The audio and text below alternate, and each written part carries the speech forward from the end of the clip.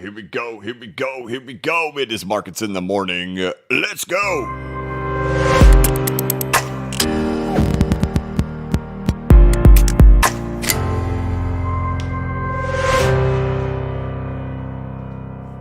Hey, what's going on, everybody? This is the Blockchain Backer, bringing you the latest cryptocurrency news and analysis. Welcome to Markets in the Morning. Today is Wednesday, March 26th, 2025. This is Markets in the Morning, where we take a look at the price action of the cryptocurrency market, including the Bitcoin price chart and the altcoin market. Take a peek over there at XRP as well. We look over here at the stock market, which is about to open here in the next 2 minutes. Looks like we'll have kind of a mixed opening over there in stocks. The big leader to kick off the day is GameStop, which is up 13% in pre-market after announcing they too are going to start their own Bitcoin strategic reserve for their company. That'll be interesting to see how that works out. But there we go. It's a big one right there. We'll take a peek over there at precious metals like gold, which is 3,025, and the DXY 104.43, still below that historical danger zone, chilling down in there. Lastly, we'll wrap things up by looking over there at any type of crypto news to kick off the day and any type of financial news to kick off the day. Financial news, not a whole lot going on out there at this point right now. Of course, crypto news has just been littered with all different types of stuff.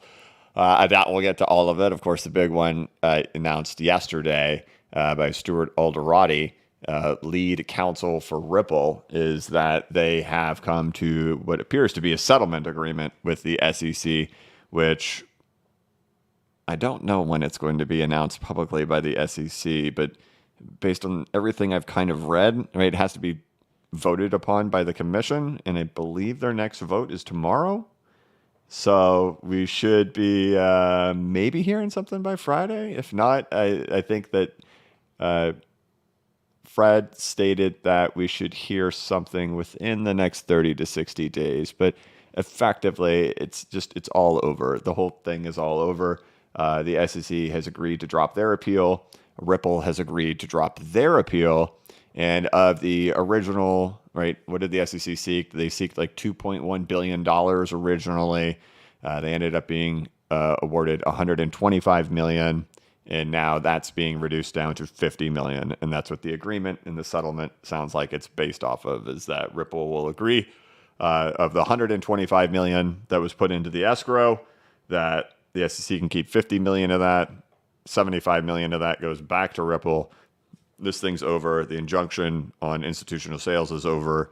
It gets lifted, and then there's like no consequences, I guess, that end up happening from all this, and that is the conclusion. So that's what Stuart Alderoty announced yesterday, lead counsel for Ripple. I think that's kind of the big news that people kind of care about. So really, the final phase of this, like, it's effectively done. Like, everything is effectively done. Really, the last thing we'll ever hear about this case ever again is just going to be when the SEC makes their public announcement about it, that they voted on it, it's official, and then at that exact moment in time, it's all done. So we're close. I mean, we're essentially there. Like Stuart Alderoty said, it's just dotting the I's and crossing the T's. So we're there. It's all paperwork at this point right now for it to be done. Kind of like when you're like closing on a house, like everything's good. You're going into the mortgage company or not, the title company, right? That's what it is, title company, and you're just signing things. It's all done, but you just have to sign everything. And that's where we're at. So that should be announced from the SEC any day now, I think, effectively after tomorrow. So definitely not today. I can't say definitely, but I don't think so. But either way. All right, looking over here at stocks and crypto. The stock market just opened 2 minutes ago. Mixed day over here in Wall Street as things kick off. GameStop, like we said, the big leader of the morning. Mixed over here in the indexes. The Russell is up 4 points. The Dow is up 98 points, but the S&P is down half a point, and the Nasdaq's down 33.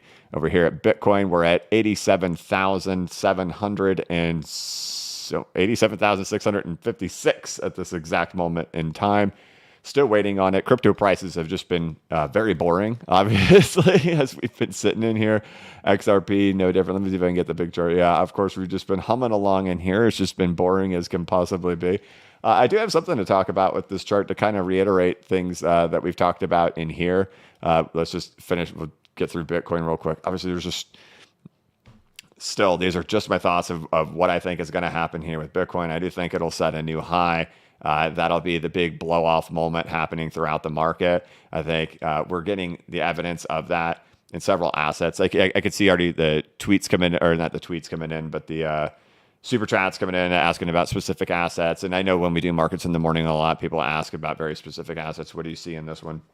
A lot of times in crypto, you just don't really get a whole lot of alpha from 90% of the coins because they're all doing the exact same thing. And there's nothing really special happening with those individual coins. But like if there's certain ones, and there's a reason why certain ones keep kind of making an appearance on here, because it feels like there's actually some alpha being shown from the cards are being shown with these particular assets. And that's why we keep looking at things like Bitcoin. We look at XRP. We look at Cardano. And we look at SUI, because I think these ones are all unique on their own, showing additional strength and creating corrective structures that eventually try to turn their way back up. I do think everything will rally with that in that moment, but there's nothing really special that I can find with other charts that are different from these ones. And it doesn't mean they won't shoot off and skyrocket and do whatever they do. It's just there wasn't really anything in those other ones that provided any type of like significant alpha in them. Like we do here on things like SUI, which has all the appearances of being wave 4, that eventually we go for wave 5, which of course has confluence with things like we've talked about here with Cardano, that has the appearances of what looks like in corrective wave 4 that eventually goes for wave 5. And then, we're talking about XRP, and we're using these discussions in here of like, this is what wave 4 correction looks like to eventually go on and have that final wave 5 to finish things off in the market, right? And so that's still where I think we are. It's just we're just kind of petered out in here. And if you if things like SUI and stuff like that, hard to know. Like you could see in here, there's definitely divergences happening in here. Strength is returning in here. Look at SUI here on the 12-hour time frame. You could see this is the relative strength index, right? It's been stuck here below this level since January 7th. Well, here we are in March 26th. So there's clearly more strength showing up in here after being stuck in this downtrending behavior happening in here. So there's a bullish divergence obviously emerging within here. Question is just, is it going to take its time down in here? And that's what I don't know. And I'm not confident on being like, we're ready to blast. Could it take a minute to meander in here? Same kind of like with Cardano, right? It's like, are we just kind of working our way back out of here after getting through that phase? And the same thing kind of goes with XRP.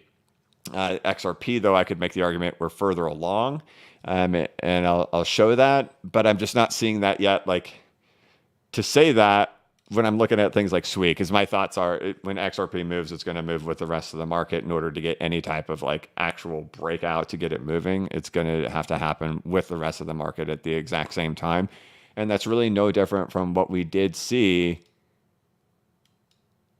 back in here, right? This all happens with the market. This all happens as the crypto market is ripping. This all happens as the Russell 2000 is ripping. It's all that same stuff, right? And we had to reiterate that too when we were in that point, like, because we had spent like a year and a half talking about the Russell 2000. And then like, I know you guys were super tired of hearing it, but then when it happened, I was like, take a moment to like soak this in for a second. What happened? The crypto prices are ripping as the Russell 2000 is ripping. And so like, that like in the back of your head, like that element probably still has to happen again. But what's interesting about these things and how much time we've spent talking about these is we'll zoom out on it.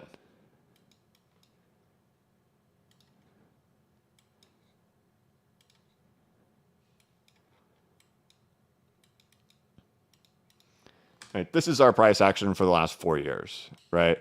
And so the things we keep talking about is how it's real common to do these types of moves after we go for these big breaks above these highs. And that's why we're using these references, because these are past times where this has happened for XRP. A past time where you've had something like that happen is like right in here. So let's do this.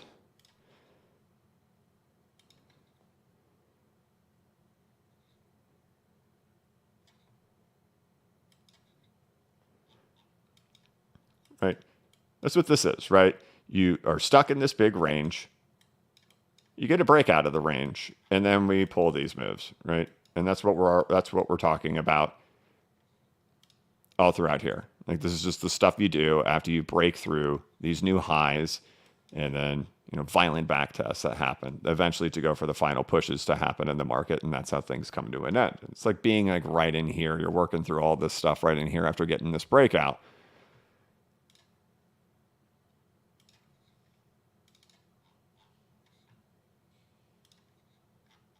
Right? That's the concept of what's happening in here. Now, for those who were here in the 22.5 cent time period back in the day, back then we were so young, we were so innocent that we thought, oh, hanging out down here for 2 months. Remember how torturous that was? It was only 2 months. We go through periods much longer than that these days, but there was a psychological element to that when that happened, because there was a lot of other stuff going on in the crypto market at that time. But it's the same concept happening in here, that when you break out of here, what do we end up doing? And I'm going to show you here in just a second that once the range gets left, there becomes a big consolidation happening in here. So I'll play this for just a second, right? And then after that one, right, that's where you end up getting the completion to happen in here. But looking at it on even small time frames, like we'll go in here and you'll just see all the exact same structural behavior happening in here like we just saw. We're seeing in XRP right now, right? These are the things we talk about, right? Bull flag, and then there's the big break. Then there's the violent back test, right?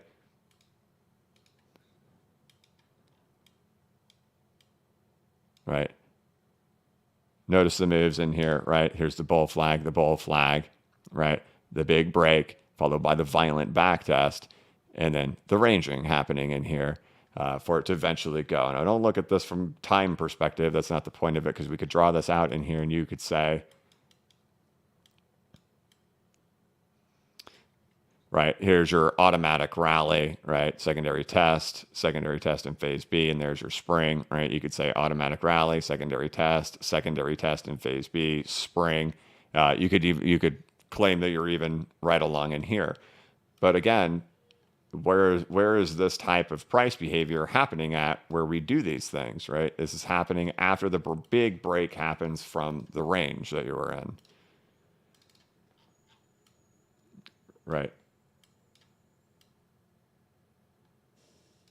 Right there, right? It's the same stuff. So it's super common for this to happen. And I could, so we're talking about how long is this thing going to take, right? Like how long are we going to be stuck in here? How long is it going to take for the whole market to rip, the Russell 2000 to rip? And are we on the brink of like this thing being able to get its way out? But this is just like more supporting evidence to give you an idea of like when we're talking about this, why do we talk about this? It's because when we break from big ranges, there's typically this big correction that happens up in here like this, like we've seen, right? These things just tend to happen after you break from the high and you're on top of the old past range. These types of corrections end up happening in here. And that's what we also see happening in this range for the people who are around during 22.5 cents, is that range comes, but what happens after that, right? In all the examples, and every one of them that I show you, what happens afterwards? There's one more push, but that's the end. So, and that's, it's kind of like bittersweet. It's a weird emotional moment for me thinking about that, because like I believe that is coming. But then I'm like, well, then what do we do? Like, right? Like, what do we do on the YouTube channel too? Like, what do we do at that point, right? Because I will come out here and be like, yo, I'm selling aggressively, right? I'll be burned at the stake, right? But, just again, reiterating that these are the types of things that you do once you escape from a long range. And people who are here during 22.5 cents can reflect back on it to say, wait a minute, that's also what we did over there before it eventually blasted out, that it was this same stuff. Put it on the 5 minutes so it's more clear.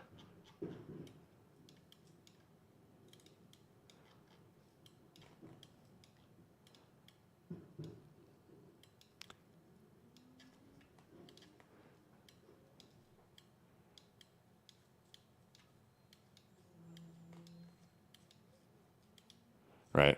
After you break from the high, right? So it's breaking from the high. This is the consolidation before you go for the big last hurrah, the big exciting push, which I keep reiterating. My thoughts are $8, $9, $10. It's kind of where we're headed. So again, you could view that as like, oh man, that's so exciting. Or it's like, I don't know how to phrase it. Or being like, yeah, but then the end of the world happens after that. So, take it for what it is. Decide however you want to interpret it. But we're just stuck, right? We're just stuck right now. And that's always the difficult part, because sentiment always goes into the gutter. Sentiment goes into the gutter. You get infighting, you get toxicity. Everybody's bored. Everybody's tired of waiting. And that's just the state that we're at. And then what always happens every time, right? The excitement, euphoria, singing Kumbaya, holding hands, we're all best friends, always returns. And then we go back to hating each other all over again. And, so everybody's in that kind of fighting mode right now. And then everything will turn back up, and the bears will be chastised. But it's bittersweet thinking about it, man. That moment may not be too far away. And, what I've been trying to do, of course, is like looking at this thing a lot closer to think of like Wyckoff accumulation in here. And again, this Trump thing completely messes with me. It drives me crazy because I don't know whether or not to view it as something or nothing. And it's been a big problem for me trying to figure that out. Just even in these examples of this.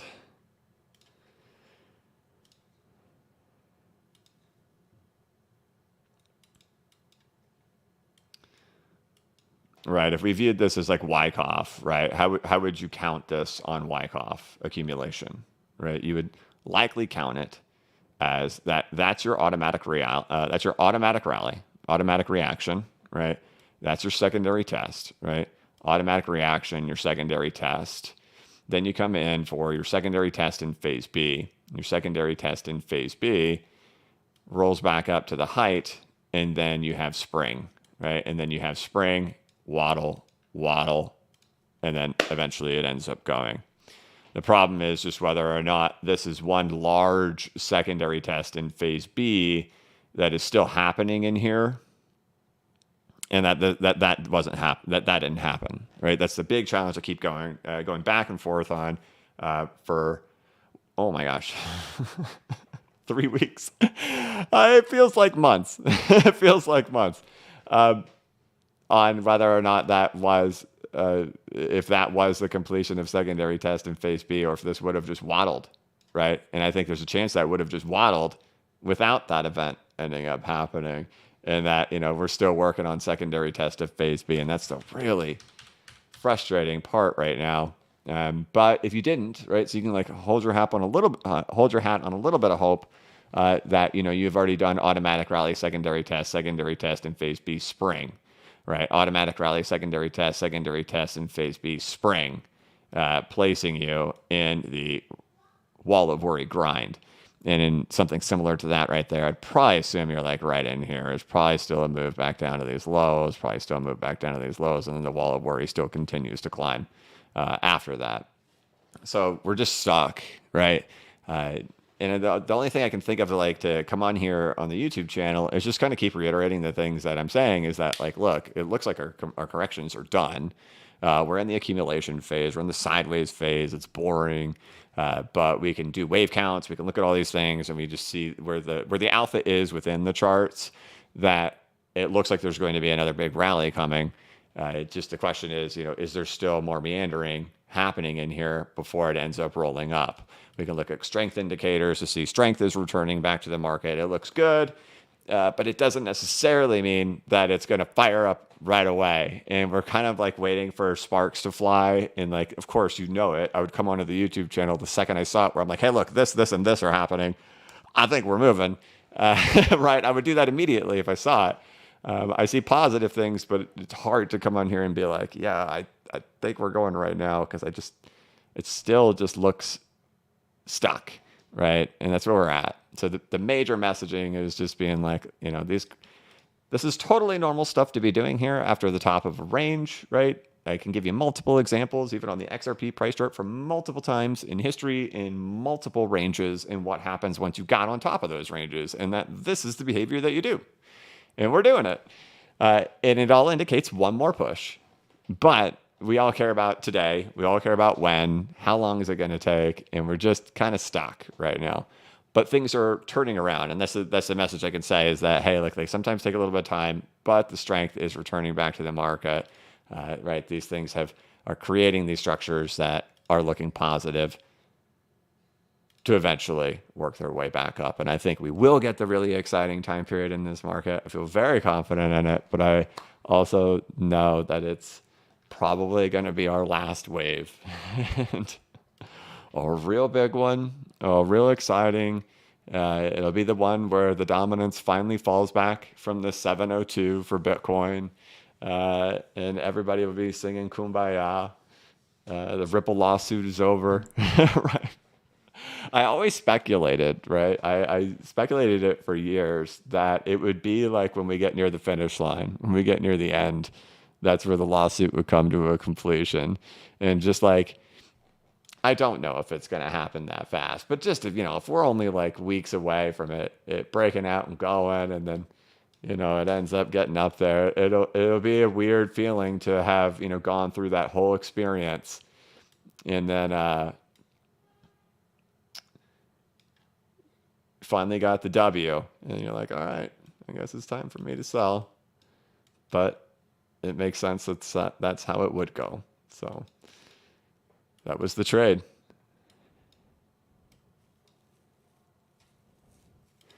All right, let's keep going. All right, so Bitcoin stalled out. Right, I don't know if this range, if it's going to just hold in here, if it's ready to go or not. It's just stuck. I don't feel confident making a true guess on it. I feel we're just so rangy. That's the problem. Like, I see the strength coming back. The selling pressure is totally waned, right? It's totally waned. It's just, is it ready to pop just yet? And the same thing goes with the Russell. Is it ready to pop? Can you at least get yourself up here to now, or do we have to spend more time wandering in here, right? Again, like, I could point to it over and over and over. Boom. These things look great. Boom. There's your strength returning to it. Russell 2000. Boom. Looks great. Boom. Right back on top of the 200-week moving average. Bounces right where you want it to go. Good stuff. It's just, how long is it going to take to have that strength to go, let's rip? Right?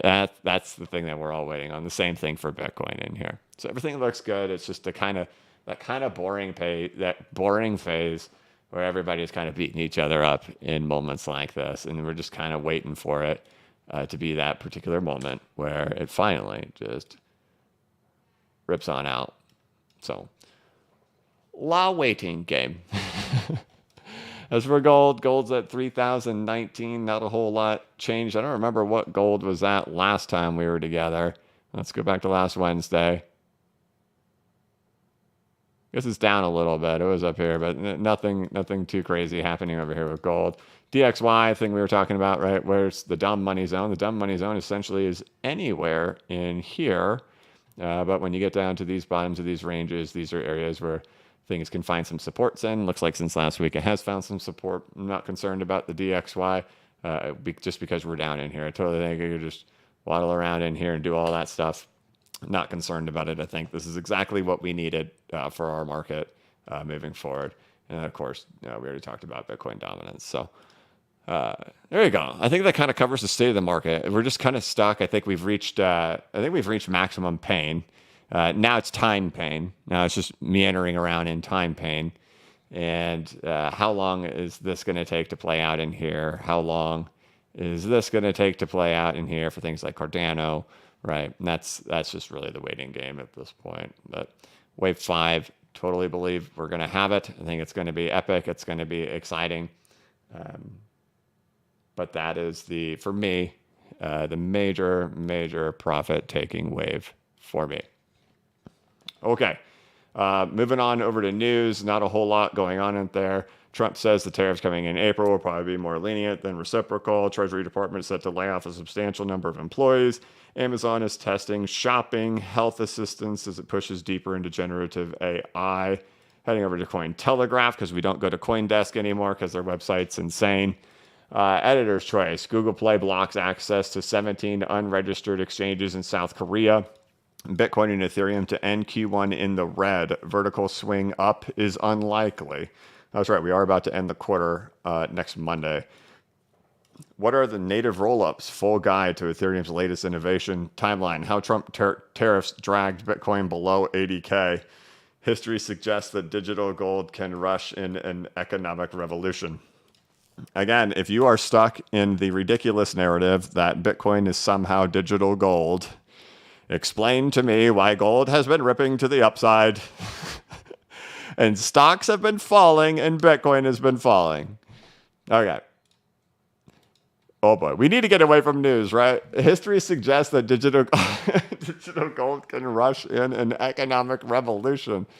SEC acting chair voted against suing Elon Musk over Twitter stock disclosure. Mt. Gox transfers $1 billion in Bitcoin in third major Bitcoin move this month.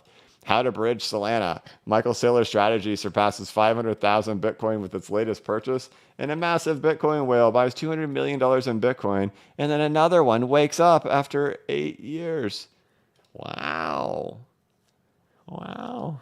The whales, they're waking up. They were sleepy. So, all right. There you go. That's what's going on in the world and going on in crypto. So we'll go ahead and hop into the chat. Today's, I should have said this at the beginning. We're already 27 minutes into this thing. Today's Markets in the Morning, maybe a little bit more brief. My son is homesick. It stinks. So we'll see how long this thing can end up going for. But we've already rambled for 27 minutes. So let's see what's going on in here. Hopping into the chat. Rafi, thank you very much. Or Rafe, thank you very much. Hey, BCB, for super chat. Thank you very much. I love your work. I read The Great Taking by David Webb, or have you?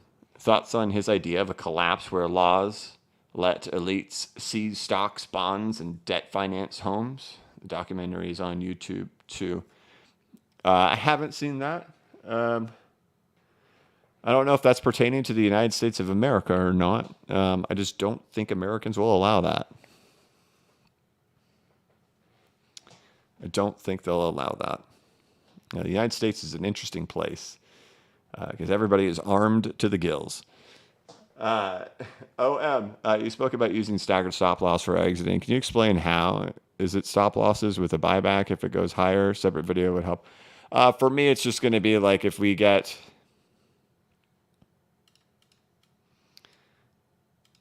Right, we start getting up in here, I'll just start moving them up and moving them up.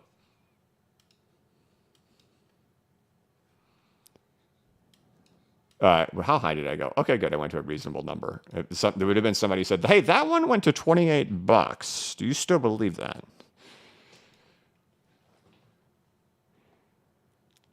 Thank you, OM.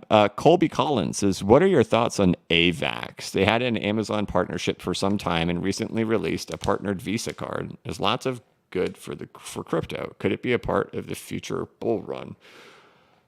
Anything to do with credit cards or cards and anything like that, that stuff's been done since like 2017, 2018. Anybody remember, see, this is proof that I was here in 2017.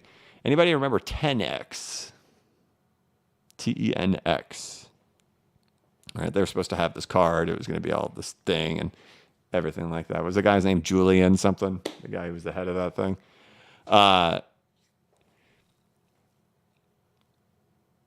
But yeah, anything for Visa or cards or anything like that, it's kind of whatever for me. AVAX, right? I own some AVAX, right? It was part of my 20 coin portfolio because development activity on there and activity levels are on there and everything like that. The chart hasn't done anything spectacular, but it also hasn't been like one of the weakest. It's been more of like a middle ground one, right?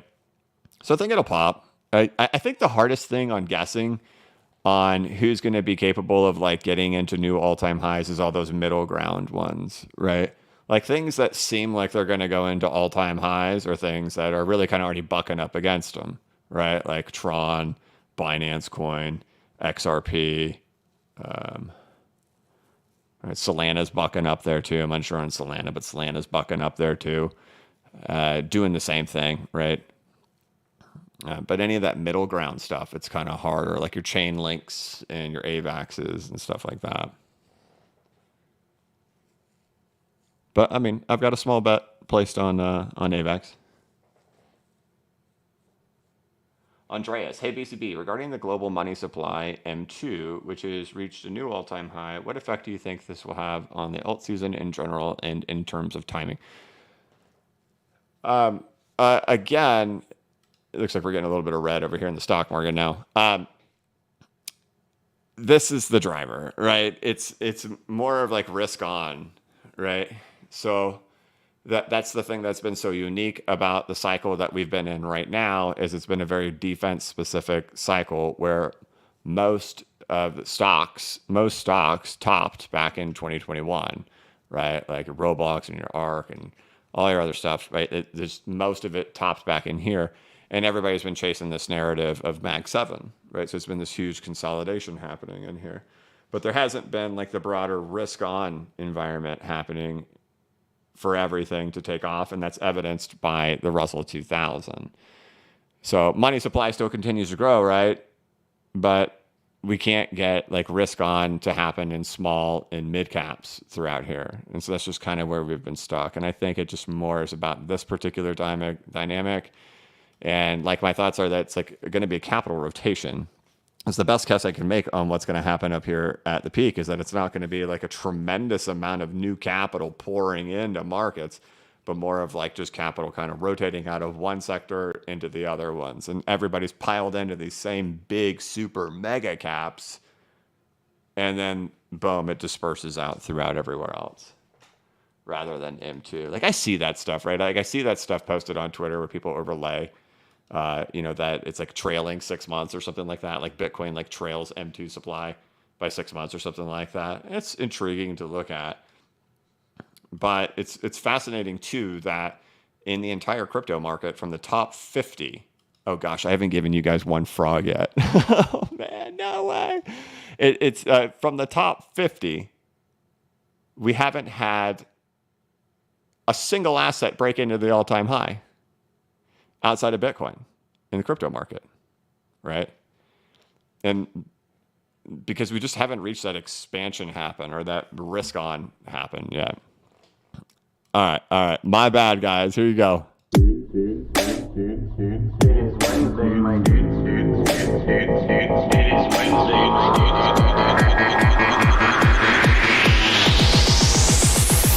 It is Wednesday, my It is Wednesday,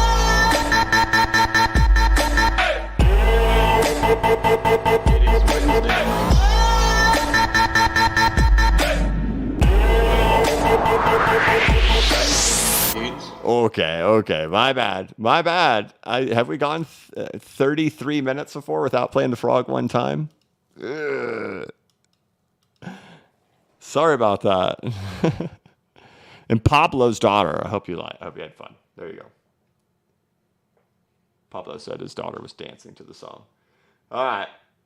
Yeah, I don't know. I don't know about the money supply thing. I think this is what matters the most, is that there's a breadth opening throughout all markets.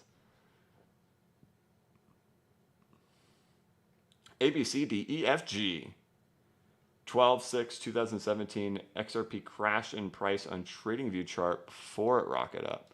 Perfect way to destroy everyone's hopes in the market. Can we do something like this again?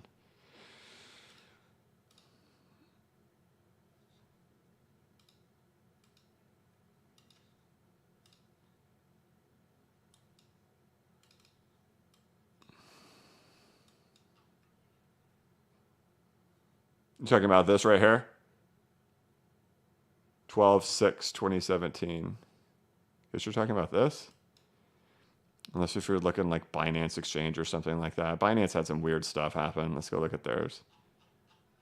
Yeah, that's just Binance. You know, back in the day, man, like everybody loves Binance right now, but back in the day, they had all kinds of stuff happening like this. It almost seemed like market manipulation happening with Binance. Like they would go eat up entire order book all the way down to zero. Like any stop losses that sat down anywhere, they just go eat every single one of them. I think they did this with Zcash too.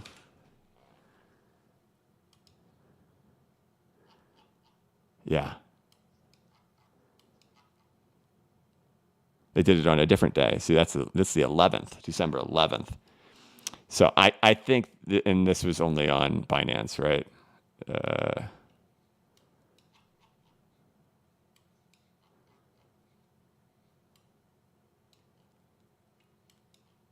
So like here's December 11th on Kraken. None of that happens. But then here's this thing on Kraken. Down to $10. So I ignore those types of things when you see stuff like that. It makes good headlines and stuff, kind of like the ridiculous. Like, do you feel like you're getting trolled by these people when they show this stuff of XRP going to $21,000 glitch? Although the XRP glitch happened. It revealed the truth of a $21,000 XRP price. Like, do you guys kind of like, does that help you like weed people out? For me, it's like, okay, I know that like you are 100% not real. Like, there's nothing to trust about what you say.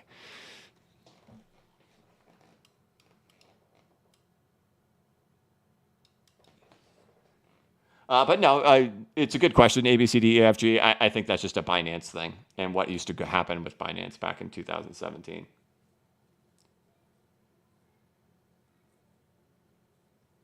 And then A, B, C, D, E, F, G. Thank you very much. He followed it up again. He said, on XRP, if the fib is taken from last high to the 200 EMA on the weekly, bottom price is around 90 cents.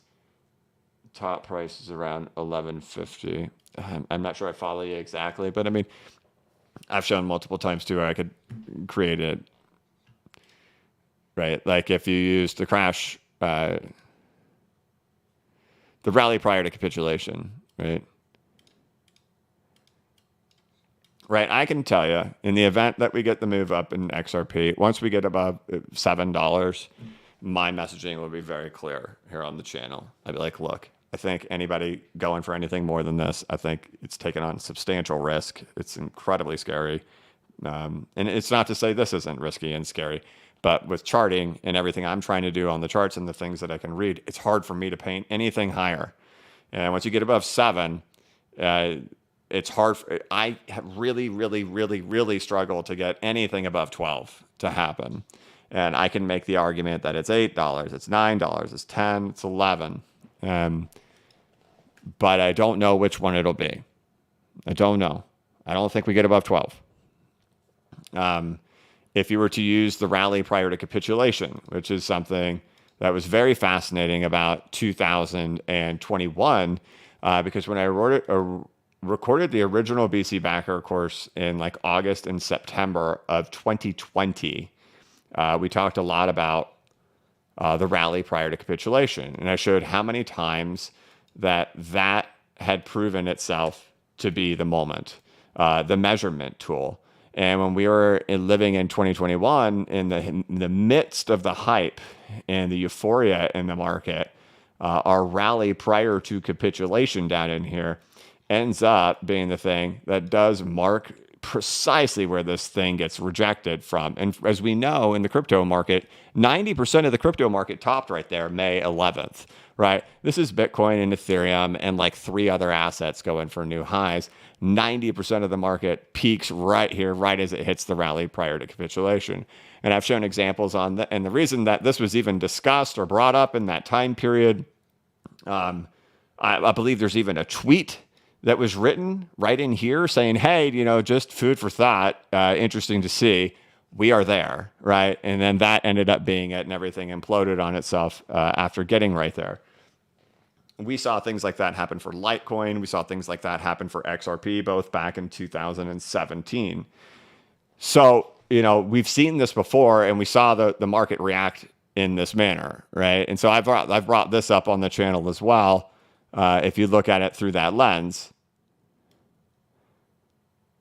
right, using your rally prior to capitulation, there's some fascinating things that happen in here.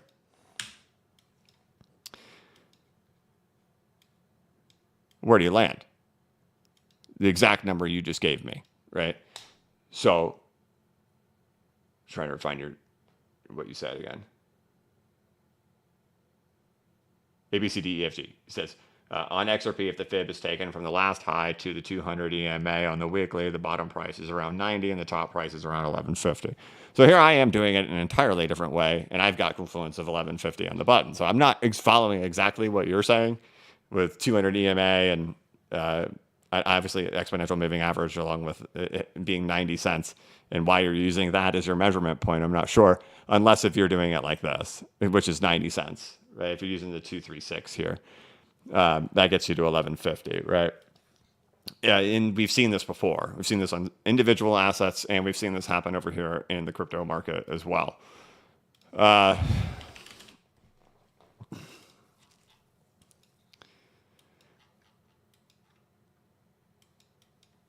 Right. So things that are interesting about these things in here is that, obviously when we move, like we're measuring off the low, right? We're starting on the low. And you can see that our starting point, like it just happens to align with this moment right here, right, to give your peak.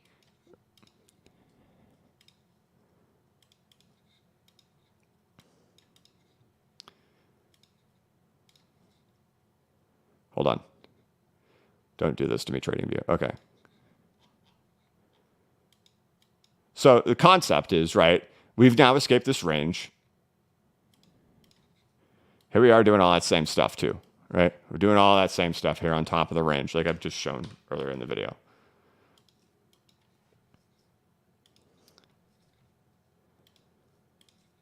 Right? That point is there. Right? To the bottom. Right?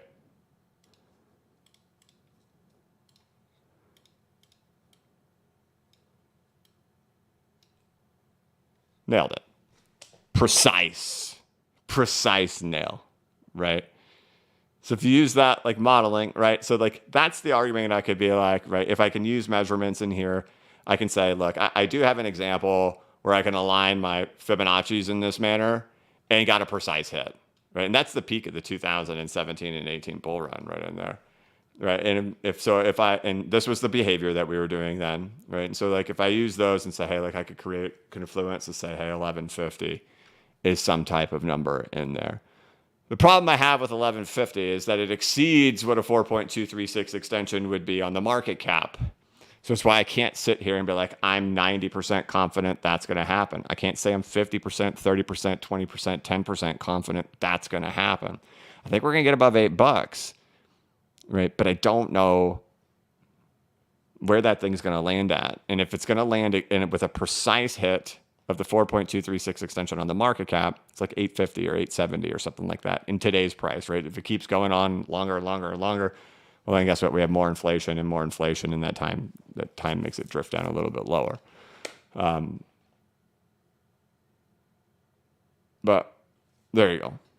I think that kind of answered your question. There's probably people who would find something like that interesting. You can kind of play with that idea in here of that this is precisely how the measurement was for 2017 and 2018.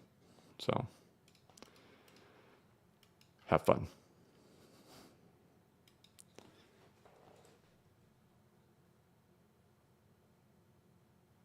Captain Sid, hey BCB, what's your price target and exit plan on ZimoNitrome? I don't really have one on ZimoNitrome, man.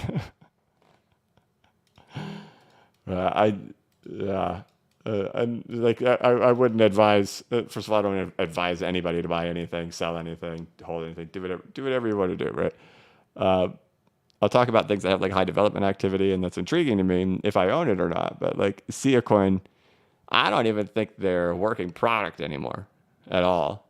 Back in 2017, it was fascinating. It was interesting. Decentralized storage, right? But I don't know if it's going to be anything. SIA coin's likely going to be one of those types of coins that if it catches any type of pump, it'll just be with the market and then it'll go lights out just as quick as everything else.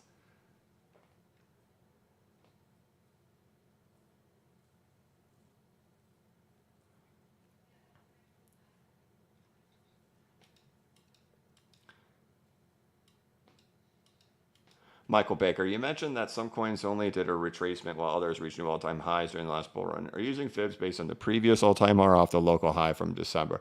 Well, that's a vague question because you have a lot of coins that are brand new, right? Like,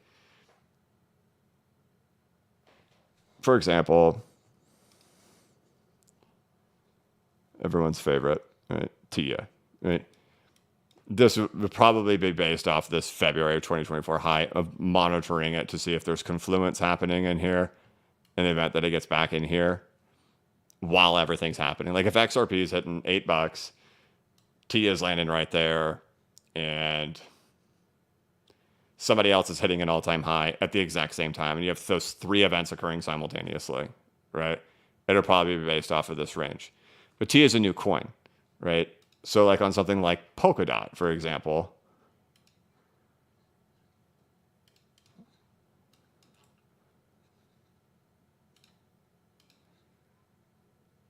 be based off the entire range, right? Which we can see a dotted line over here. Trigger a warning for me. Based off of the whole range happening in here, not based off this December rally or based off this March rally. My thoughts are when we get into a wave 5 happening here in the market, that we will see these things go in for bigger moves. And it's not to say DOT won't break out into an all-time high. DOT has so many similarities to it of what Ethereum Classic was like back in 2021. I'm not going to say it's going to do an Ethereum Classic, but it sure reminds me of it tremendously. But you would totally be, I'd totally be basing it off of the 2021 peak, not this one. If that changes, I'd say something, but my current stance is, and the reason why that's even there, is it's on the whole range, right?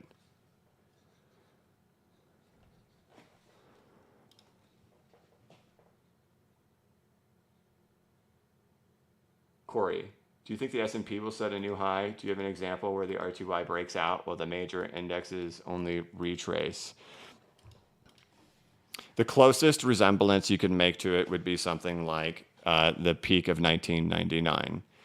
I believe some of the indexes set slightly new highs, but not all the major indexes did, while the Russell 2000 did go on to set its new high. The greatest, my best guess, right, and it's not like I haven't tried to call the top of the stock market before, but I'm making my best guess here, is that it probably has peaked, or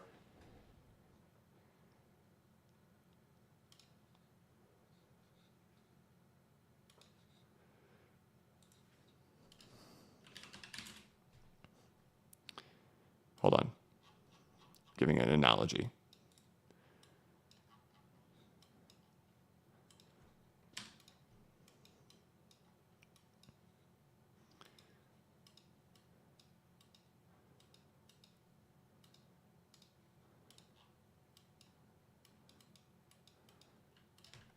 People, S&P, DJI, same thing. It's the major indexes and the big names.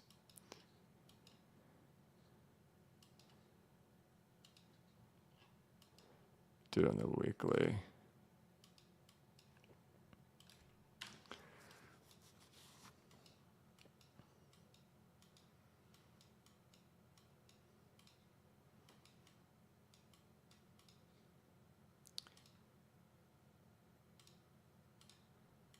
All right, so I've written about this a lot in the newsletter, and we're going to cover this topic again in the next newsletter, but with other information as well.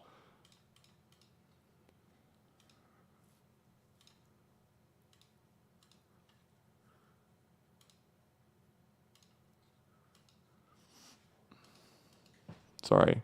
I got to build. It wasn't ready.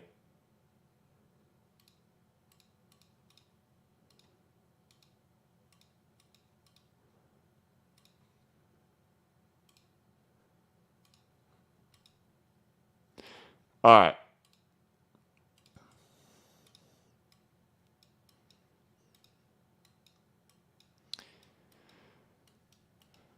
All right. The phases of the bubble, right? 2 runs with double top on top of the high, violent back test. 2 runs, double top on top of the all-time high, violent back test. First consolidation on top, and then boom, this rip. Right. So like understanding like what happened with the cryptocurrency market during this time. This is Bitcoin back in 2017. During this time, we experienced very similar behavior in the crypto market as we experienced over here in the United States stock market in here, which is characteristic of like approaching near bubble endings. And in here, what have we experienced? The worst breadth in the market that we've ever seen really in our lifetimes.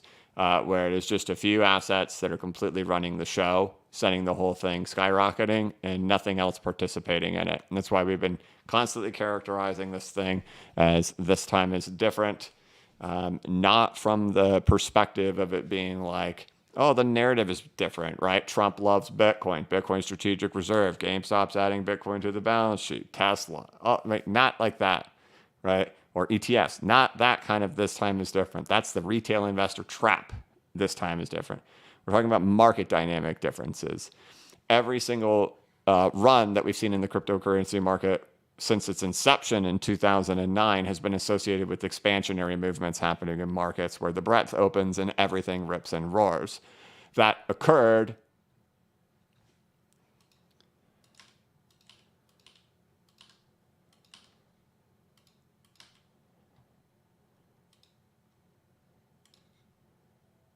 here,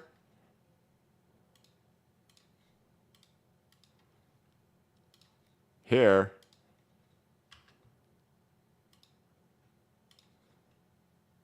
and here, right?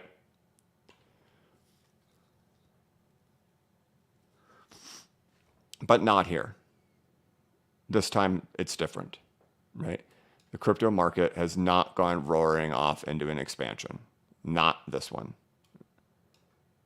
For some reason, we won't go into an expansion like we have in the past ones, right? And so like when you're approaching near bubble endings, we saw this happen in Bitcoin at this time too, that even though Bitcoin was ripping and roaring to the upside, the altcoin market was not participating in 2017 as the Bitcoin dominance kept climbing and climbing and climbing, and the market kept consolidating into Bitcoin rather than the market all, taking part of it. That's what we've seen happen over here, is that it's just been consolidated into the worst breadth, yet the indexes of the S&P, the Dow, and the NASDAQ all continue to go higher, but the Russell 2000 won't go. And so, what do we end up having in here? First comes finally a major correction ends up showing up, right? After this phase, right? Which, oh man, I lost all my circles on here. Come on, guy. Right. Double tap, bull flag, breakout, backtest, violent, right? Violent backtest, V bottom, first big correction, then an absence of breadth. No breadth in the market. It's just consolidated. Then comes the big correction happening in here, right? This is an ABC correction that happens. Let me do that and that.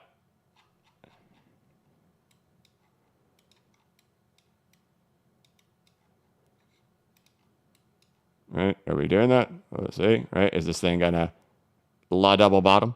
Now I have to go back to the daily time frame here again.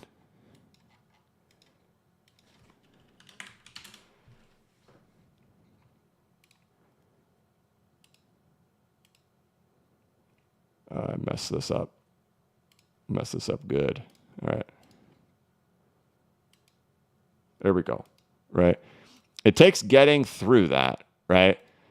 So notice this big run in Bitcoin that happens here from $5,000.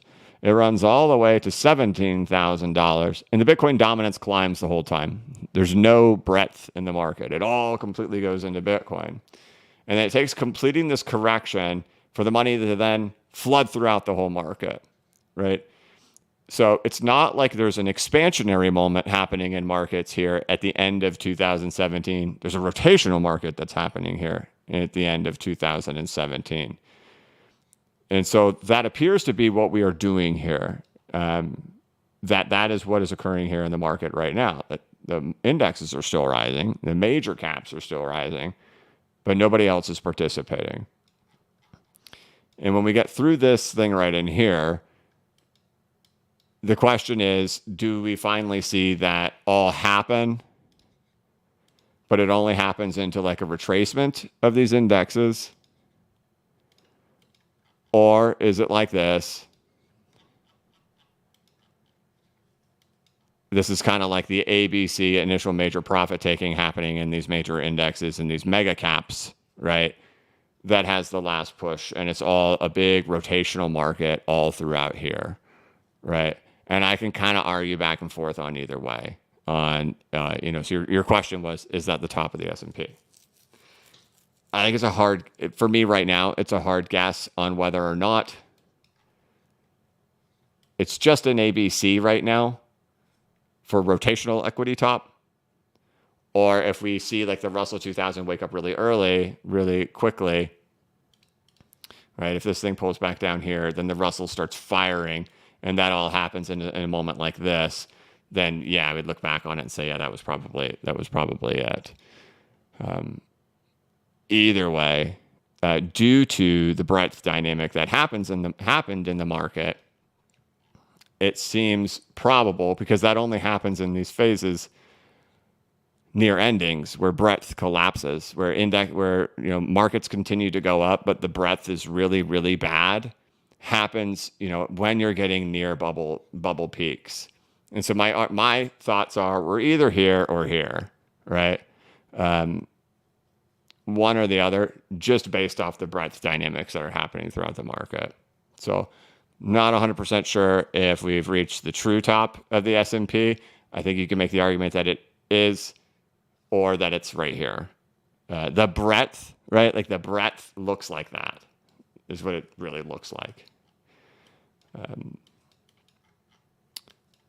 But I think once the Russell 2000 does its thing, it'll tell us the story at that time. Like if we're back into retracements on the S&P and the Dow and the NASDAQ or something, and the Russell has set its new high, then for me, it would just be like, yep, that was it. We are El Dano.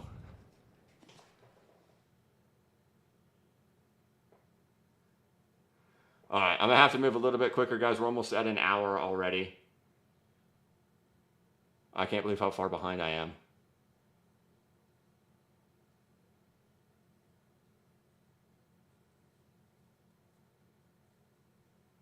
Ethan Davis, member for 19 months. Thank you very much. I won't take this as food advice, and I know you aren't licensed food advisor, but can you tell me the butter trick for grilled cheese again? When cheese? Yes.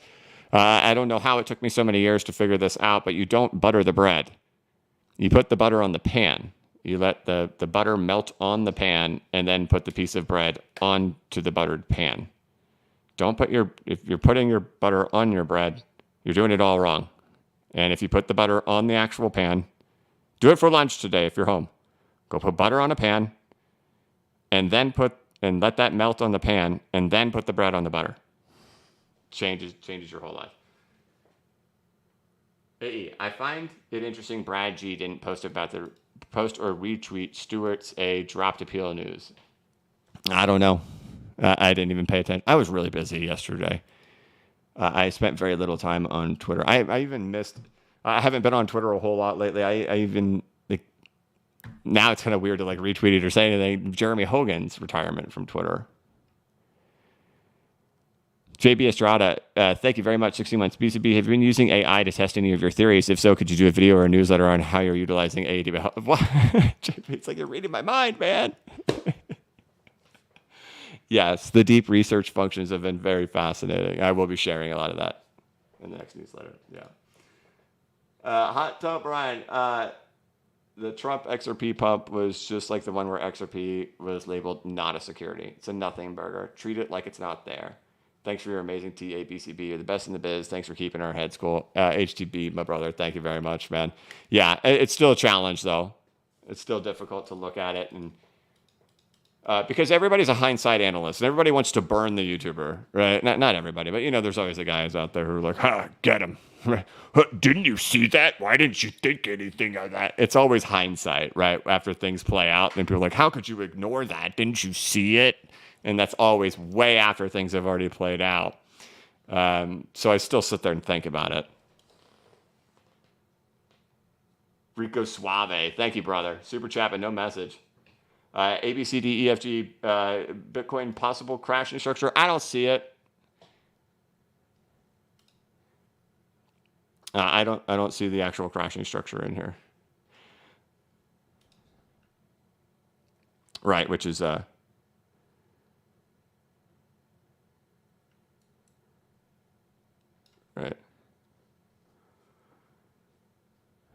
And again, could that be thrown off?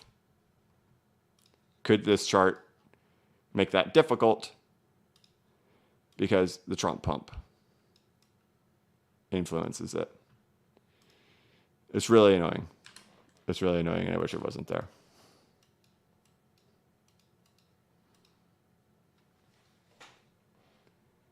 Phil Walker.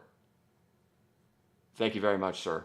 Adam Moore, member for 15 months. Thank you very much. When Frog had not played the Frog yet. Then Hot Tub Brian said the same thing. Sorry, guys. Meniki Company says, are you aiming for catching a 702 for XRP or ADA? I'll assess the market at the time. I think maybe just taking a quick trade at the 702, like if it's a range, right? So like I gotta move faster, guys. I'm way too slow. But yeah, like things, if you're going to treat this as a range that's just going to keep continuing to go on, right? You try to take it. If it breaks it out, then you have to, right? That's the stop loss up in there, right? And then you could try to catch a trade back down here to accumulate more and stuff like that. I've thought about it. I haven't decided yet. I have to wait till price action plays out for something like that. Pew Pew, member for 6 months. I'm trying to put the fibs on ADA, and it keeps showing $4 for the 4.236 pink. I think I'm doing something wrong. You're probably just using this recent range. You're probably just using the range for the last couple of months.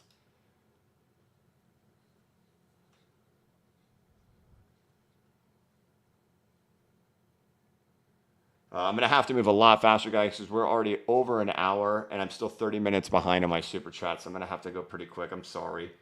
Crypt Keeper, as someone who removed Link 2 as a sponsor way early on and quickly, did your Spidey sense tell you something was off? No. The reason so I had them as a sponsor in 2022, but in the end, like the reaction from the audience of having sponsors on the channel was very negative. You guys hated it. But I liked the company, man. It's the only private equity that I bought, and so it's real weird seeing whatever's going on with them. I don't know what's going on with them. It was 3 years ago, right? I've come up with my own thoughts and speculations, but it's like I don't want to like make speculations out there that I have no way to corroborate, right? But I don't know what's going on with those guys. Like I saw them at the Proper Party in 2023. Everything looked good with them. I saw them at XRP Las Vegas when they were speaking on stage in 2024 saying they're IPOing. It's like, what happened, man? I don't know. No, but I haven't had a sponsor on the channel since 2022, and I still feel good about that. Like that's just not a thing I'm going to end up ever doing because I don't know what these companies, I don't know what's going to happen in these things later down the road. Cole, Fractal of Ethereum Classic dominance overlaid on ADA XRP is interesting. The fake spike we saw with ADA being named in the reserve is the same as February 2020 when fake spike with Ethereum Classic. was said to be the real F. Okay. I'll have to look at that another time, Cole. I appreciate it, man, but I'm running out of time here, dude. Thank you. Ryan Owen Crypto, I have a hard time seeing ADA break its all-time high. I don't, but okay. That's likely pessimism in the market. YV Rides, hey BCB, are you passionate about cars, sports, or anything else? And what will you buy with XRP bag after this run? I am passionate about baseball. My son is very passionate about cars, which is interesting because I don't have a very strong passion about cars or vehicles, but my son is super into cars. Our Hot Wheels collection is insane. He gets a brand new Hot Wheels car every single day, which guys are $1.18. Not a big deal. But he loves cars. I love baseball. I used to really love football, but I've kind of lost interest in football over the years. I'm really into coins. I'm fascinated about coins. I'm really into gardening. I spend a lot of time doing yard work and doing gardening and trying to grow fruits and vegetables. That's the thing I'm really into. Like, that's my big thing that I'm into right now. Like, really into.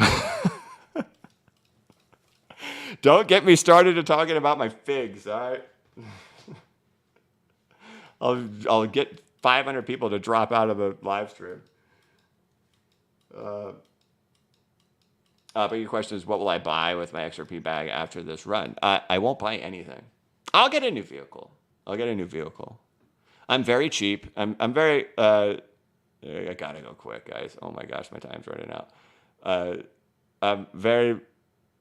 Nothing materially makes me very happy. The idea of getting a new vehicle doesn't even make me happy. Just the thought of it. Spending that much money on a vehicle just doesn't make me happy because I know it's not going to improve the quality of my life. It will minusculely, but 90% of my happiness is already achieved. I have people who love me. I have people that I love. I have food, water, roof over my head. I have transportation to get to and from places. I have my health. I'm physically in good shape.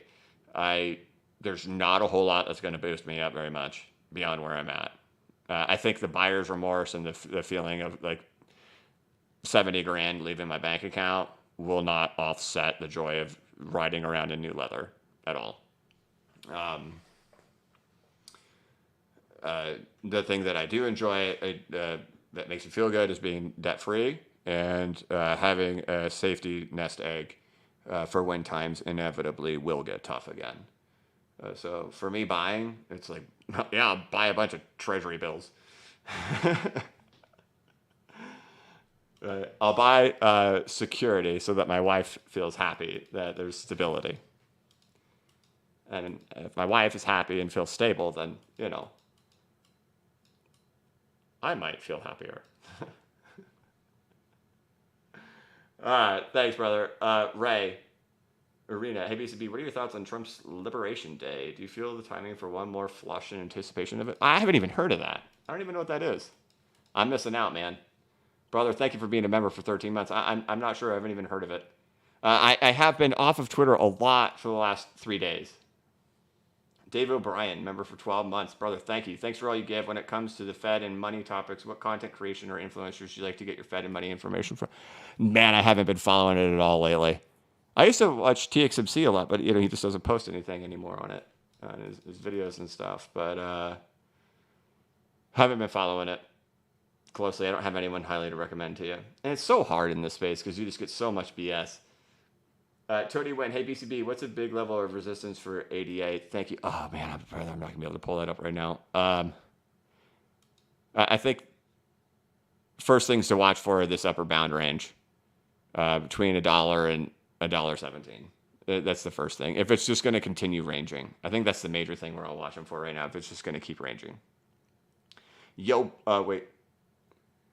Mr. Nobody, thank you, sir. Hey, BCB, do you think the 236 fib at rally price capitulation only works on small cap, new cap coins, though? Also, market cap fibs are more applicable to large caps. Well, that was the market cap of the entire crypto market that I just showed you for 2021. So it's hard to say it's applicable to just small caps. Like the whole market did it.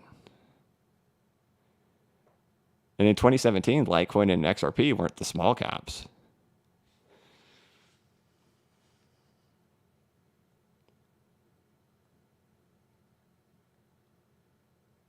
And then your question, are market cap fibs more applicable to large caps? It would be a good question. I'm not sure. I've back tested it a lot on market cap versus price chart on things outside of like the top 100, like your smaller cap stuff, right? I'm really not sure.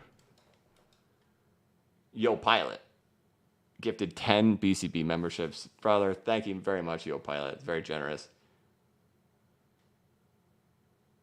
Cave VE says, do you have a set exit price for XRP? Yeah, once we get above 7, I'll start cutting.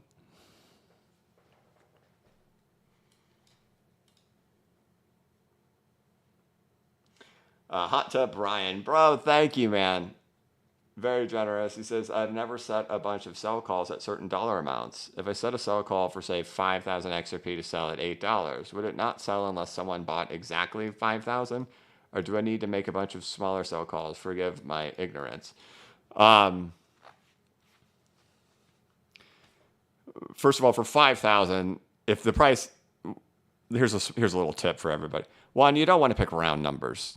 Do whatever you want to do, but everybody psychologically picks round numbers, right? And the market loves to get you really close to your round number and not hit it. Okay. Yes, somebody has to actually buy the 5,000 there, right? The whole 5,000, just because you hit, you could, the price of XRP could technically hit $8, which you had a 5,000 XRP sell order at, but maybe only 150 XRP were actually purchased at that price, which would mean out of your 5,000, only 150 of them were bought, and not the whole sell order would end up getting filled. You don't necessarily have to make a bunch of smaller sells, and it's not like there isn't the liquidity for it to handle 5,000 XRP. I can tell you right now, this market can very easily handle that without flinching even a half of, not even a hundredth of a penny. Right? It can easily handle that type of liquidity for XRP, but yeah, the whole order has to be purchased in order for all 5,000 to get sold. Carl Fable. Again, brother, thank you. It's very generous. Carl Fable, member for 20 months, says, BCB, you added new coins since your SupercraSY portfolio update last December. Thanks. It was actually September. Not December, but September. But no, I have not brought any money into the market. No buys. PB, new member, welcome. Welcome to backer. ABCDEFG says, what I was trying to say is if XRP drops now to 90 cents, then a run of a fib at the last price high, 339. I structurally cannot create it, right? So this is beyond my wheelhouse, everybody. Beyond my wheelhouse. I see lots of calls out there for $1 for XRP, $1.25, stuff like that. I don't see the bullish scenario in that. I don't see how you get there.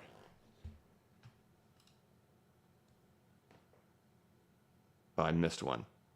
PTW is always looking out for you guys. All right, I'll get back to that one.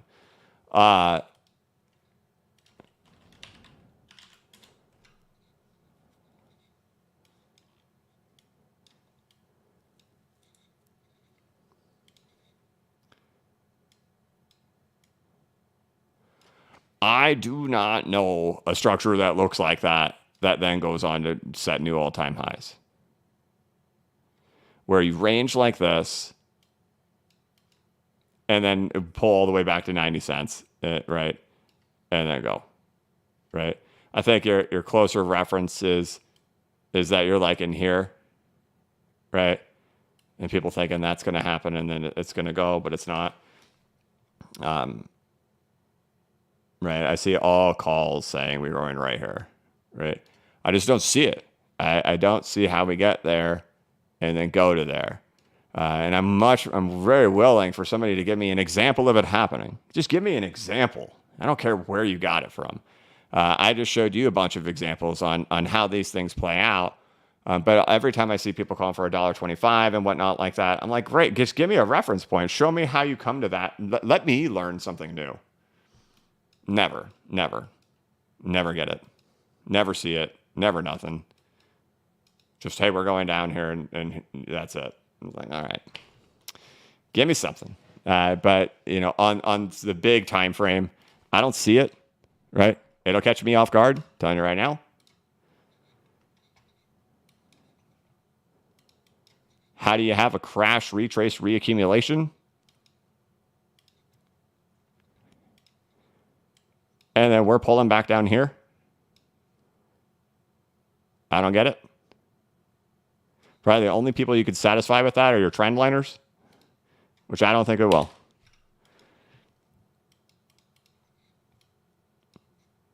So I've given all my stuff on how I think it is and where I think it is. I've showed you the various ways we break out of these highs and how we build these. I just gave you the example for the 22.5 centers. I don't see us going to 90 cents. And if we do, I don't see the structure on how we get to $7-8, let alone people who are saying 20, 30, 40. I don't get it.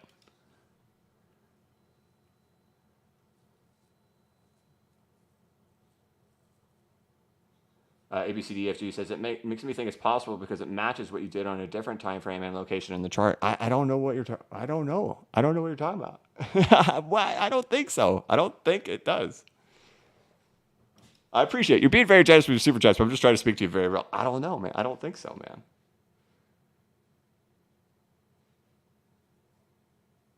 XR Priest, thank you very much. 702 says if XRP goes to $87, what are your best guess on how many legs up it will take to get there? Very hard to say now. Like, at the time, just having to think it'll be kind of like that. That there's a big push to get up there, and then it pulls back. But like even with the sorry, I just hit the mic real hard. Even on one like this, is it not going to let me? Okay.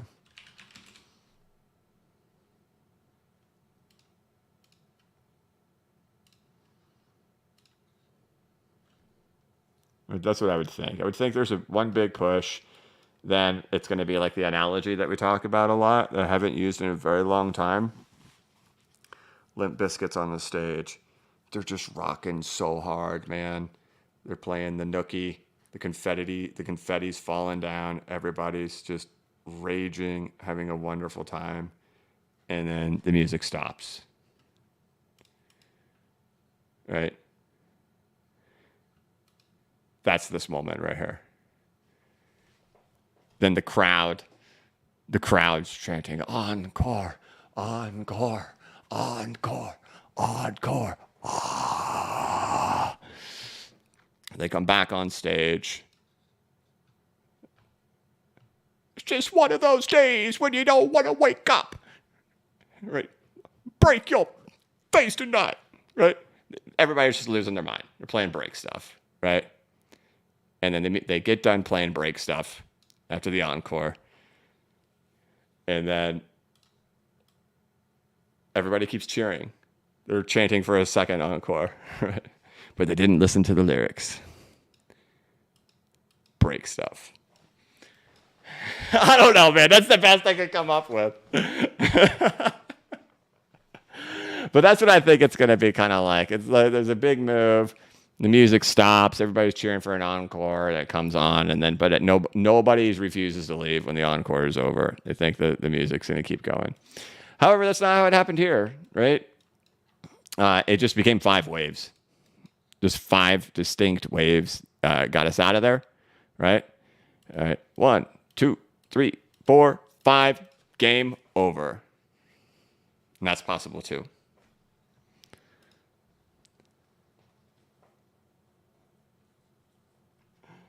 All right, Rambound says, where do you start selling your ADA? I ran fibs like you tried to, and it's around 6 to 8. Yeah, that's kind of what I'm seeing too now. At like 7 something, 8 something.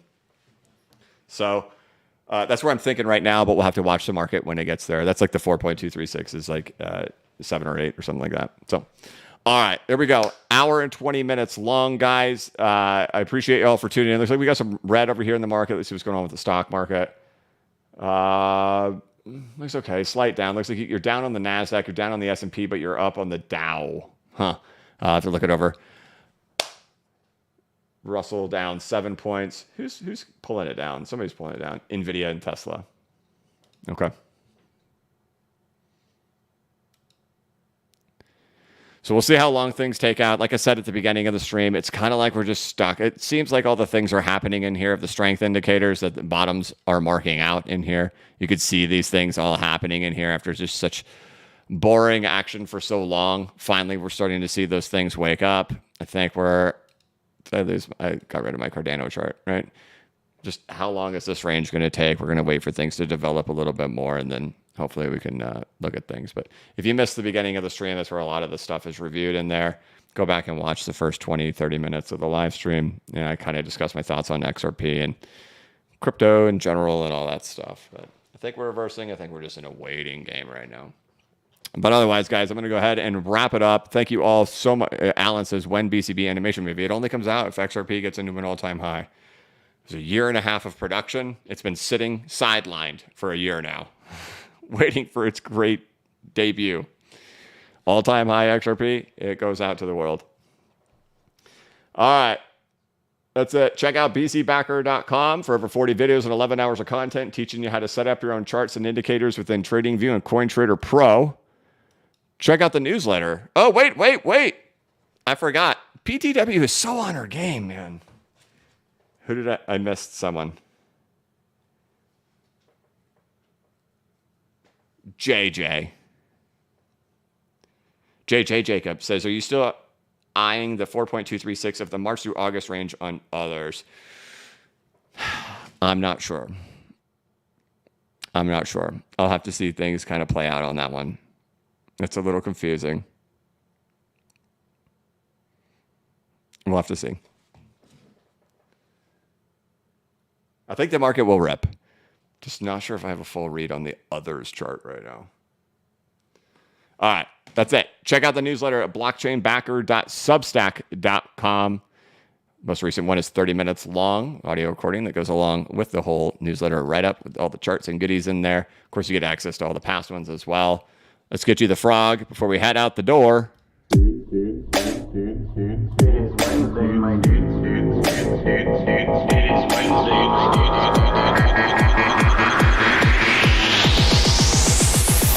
It is Wednesday, my It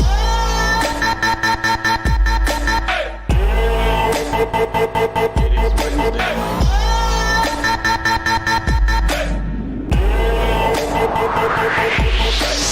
dudes. And that is it for this one. Thank you all so much for tuning in. Thank you all so much for watching. Thank you for all your support. Have a blessed day. I'll catch you guys tomorrow. That's it. Thank you so much for watching. If you could, please like this live stream and give it a thumbs up. If you are new to the channel, please subscribe and hit the notification bell so you can be notified of when I create new content and when I go live. As always, this is not investment advice and I am not a financial advisor. But if you ever need a pick-me-up or a little bit of reassurance, just remember that the blockchain backers got your back. Have a good one.